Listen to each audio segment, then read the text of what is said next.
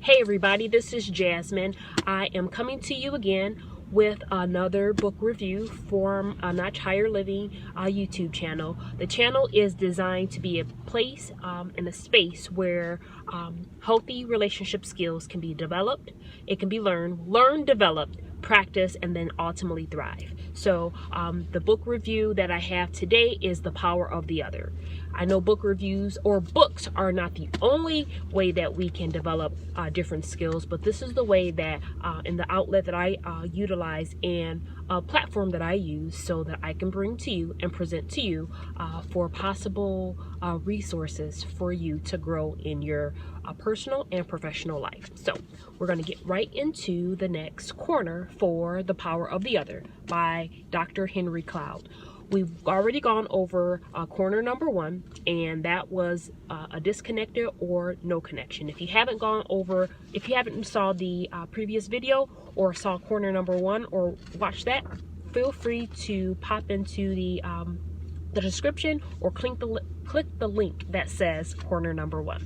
So today we are going to get into corner number 2.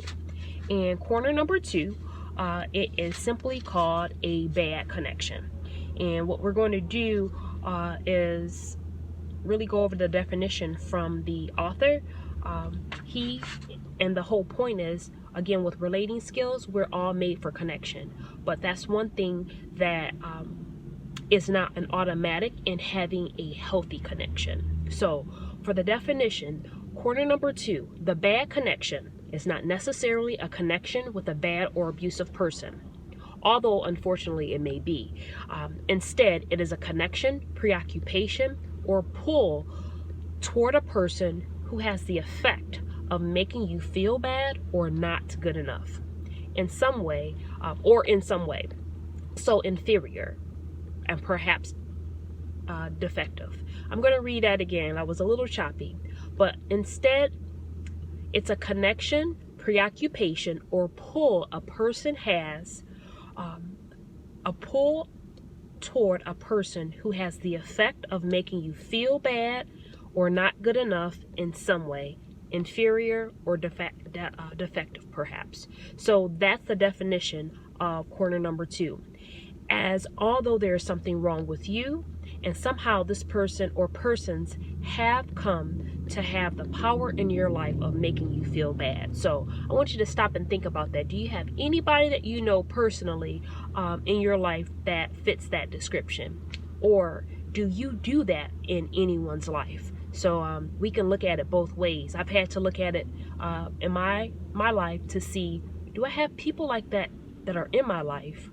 But also, am I that type of person in anyone else's life? Because that bad connection, although again, you have someone that's there and you're connected with a person, but who really wants someone connected to them that always makes you feel inferior, or that you're defective, or that there's something wrong with you? I'm not minimizing constructive feedback or people who are pushing you or pulling you or wanting you to be your best. That can be done out of an act or out of a space of love and the best for a person, the well wishes, or yes, the best for a person, and that comes from a space of love.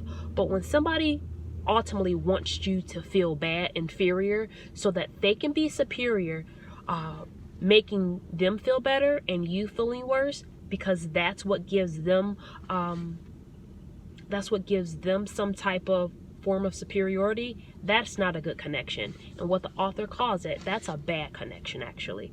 So we do not want that in our lives. But one thing that I really want to pull out from the author's book, this is still on page 40. It says, the one common ingredient is that they have power to make you feel bad. It could be a boss, a board member, a customer, a friend, a family member, or a direct report. They come in all sizes and shapes and affiliations, but they have that power to make you feel bad. High expectations, perfectionism, unreasonable demands, a critical spirit, withholding of praise, shame, guilt, put downs, silence. These are just a few of the many ways that a person like this can hook someone into feeling the corner number 2 bad connection. So there you have it, folks. The bad connection, that is not the best, the healthiest, the ideal connection that we want to have with a person. We don't want to have that for ourselves, nor do we want to be that with someone else. So again, the book is called The Power of the Other. It's by Dr. Henry Cloud, and we're going through corner number 2, the bad connection. So as you go throughout your week or throughout the month, however long you think about this, think about those type of connections that you have in your life, and think about the type of connection that you are in someone else's life. You do not want to be that bad connection. You do not want to have that superiority feeling over someone else, or making and causing someone to feel like they're less than. So yes, that's what we have. So I'm not going to say much more. The bad connection is definitely a connection that we want to steer away from, that corner. So we have 2 corners that we've gone through. It's the no connection or disconnection, and we've gone through bad connection. The third connection is going to be the pseudo connection, the pseudo good connection, the pseudo good connection. And then the final connection is going to be the connection that we want to all go to, corner number 4, the good connection. So until then, I want you to be a connected person who has the most healthiest and the best intentions for yourself and for others. And don't be afraid to be all that you were created and designed to be. And until next time, be your best, because who you are is much more important than what you do, because that fuels the type of person or what you do. So you want to do good things because of the good things that you're placing into yourself. You're worth it, and there's nobody like you. So thanks for keep showing up and being you.